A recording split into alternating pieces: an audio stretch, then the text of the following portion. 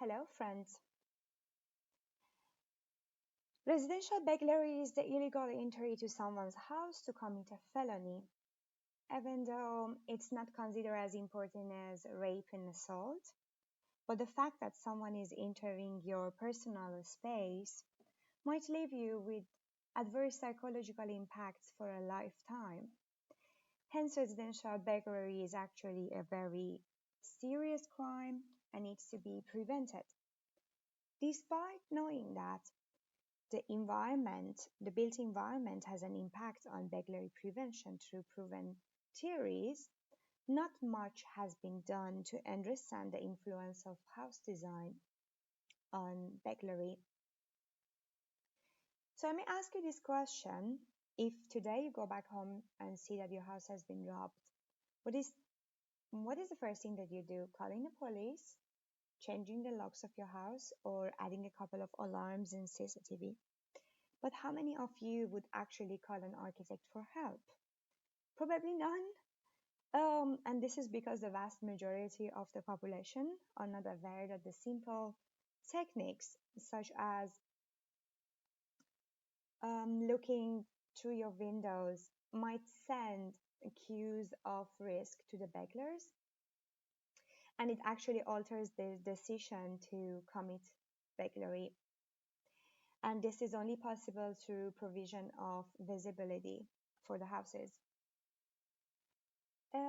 This is probably following the notion that we all know, it's Eyes on the Street by Jane Jacob, 1961.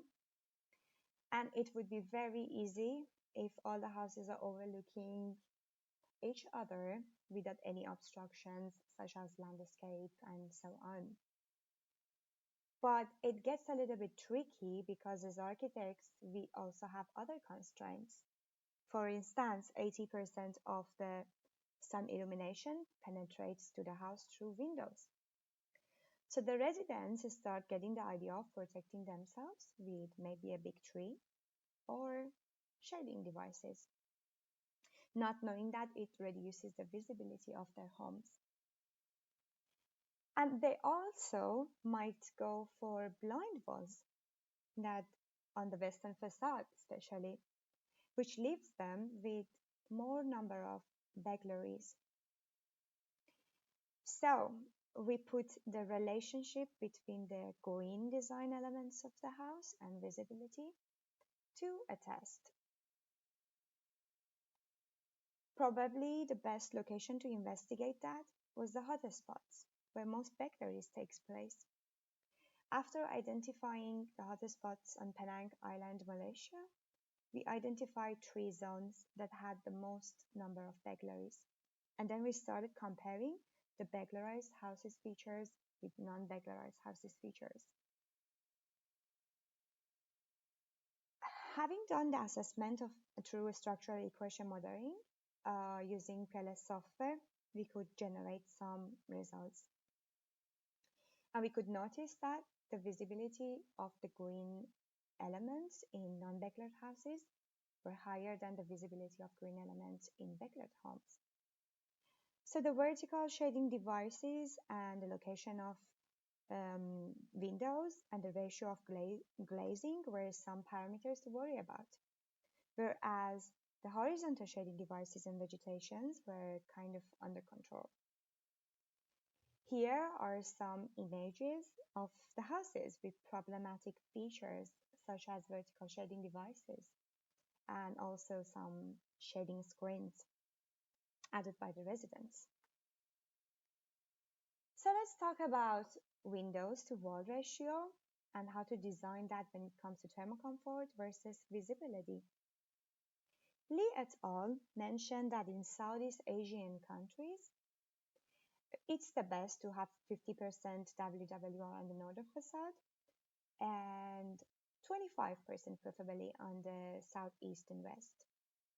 Whereas in visibility design, we actually noticed that 70 to 80% of the non-decorated houses, they had the front facade glazing, whereas in decorated houses, it was only 50%.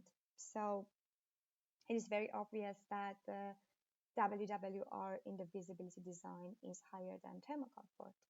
So, what should we do and how to achieve this synergy? What we know for sure is that all these green design parameters are actually influencing visibility. And there is a strong relationship, there is actually a significant relationship between visibility and backlight, even though it's statistically small. But when we have higher visibility, we definitely have lesser backlight.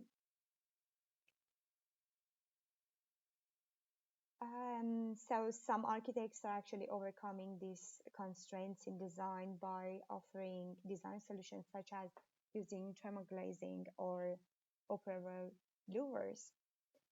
But the question still remains, what are we actually doing enough to offering creative solution that can actually achieve both thermal comfort and visibility at the same time, which is actually left to future studies to be investigated.